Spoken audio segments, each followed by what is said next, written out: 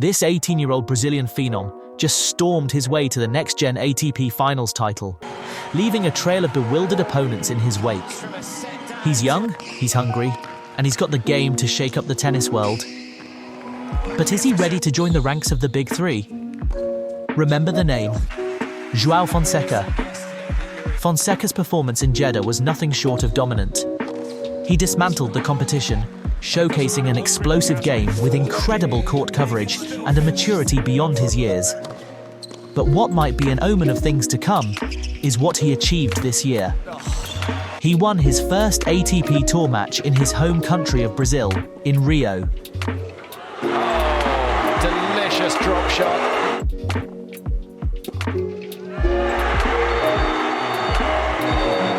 He claimed the Lexington Challenger title.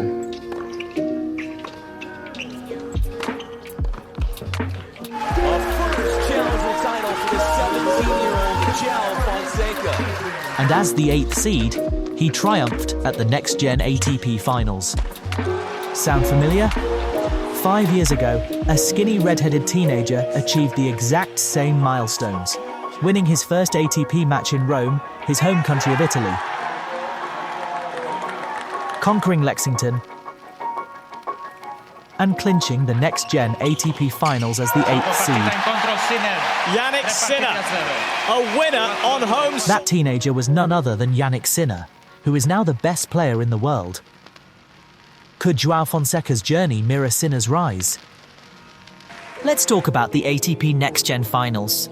Created in 2017, the tournament invites the 8 best players aged 20 years or younger.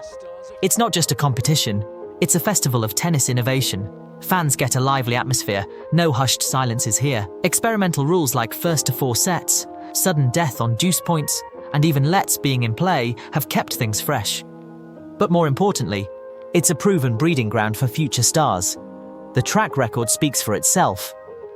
Carlos Alcaraz, Next Gen champion turned multiple Grand Slam winner and former world number 1. Stefanos Tsitsipas, a consistent top 10 player with multiple Grand Slam final appearances. Jannik Sinner, the dominant number 1 player currently.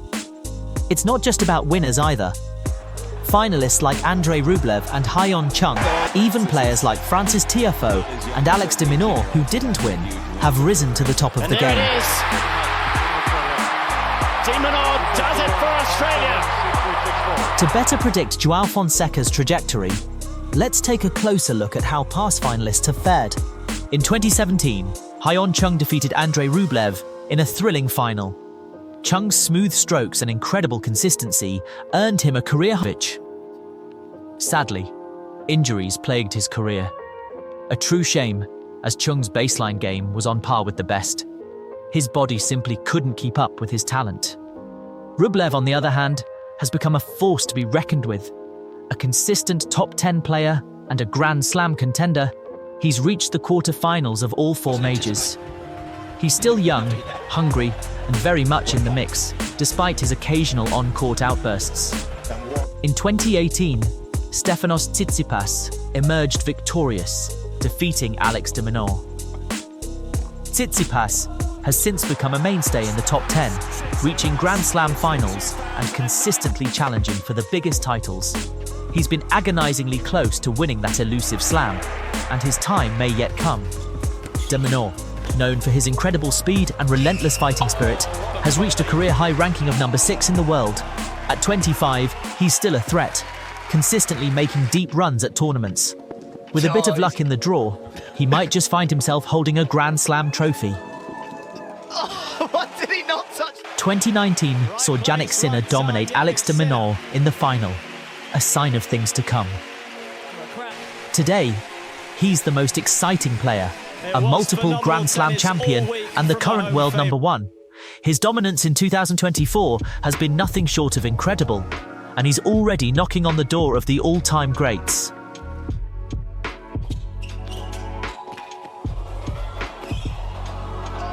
As for de Minaur, well, he was runner-up again.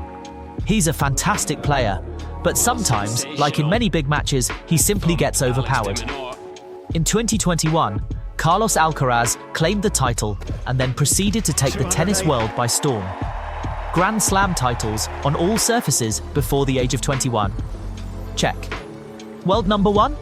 Check. His trajectory has been meteoric, and he and Sinner are now the undisputed powerhouses of men's tennis.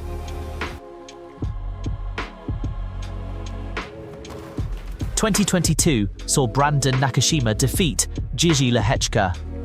Nakashima has steadily climbed the rankings, reaching a career high of 35.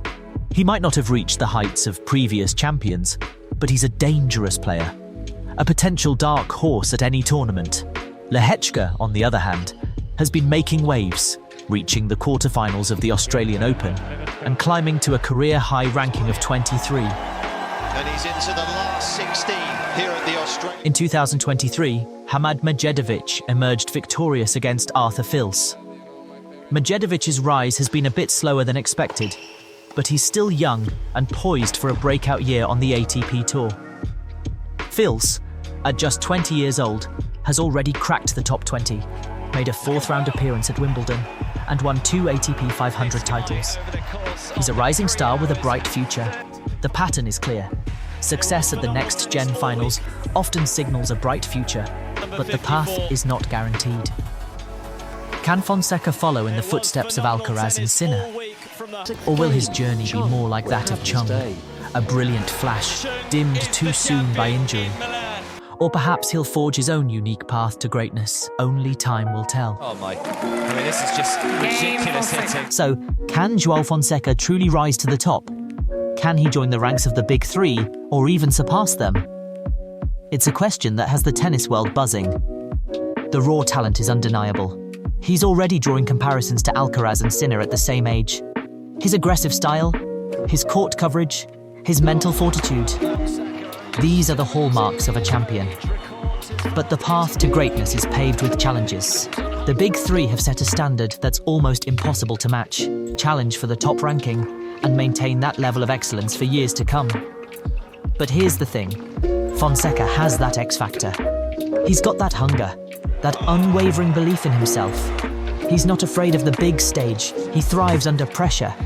And he's got that Brazilian flair, that infectious energy that can ignite a crowd and disrupt his opponents. He's got the talent, the drive, and the personality to become a global superstar. Can he reach the very top? Can he become the next legend of the sport? Let me know what you think in the comments below. Thanks for watching.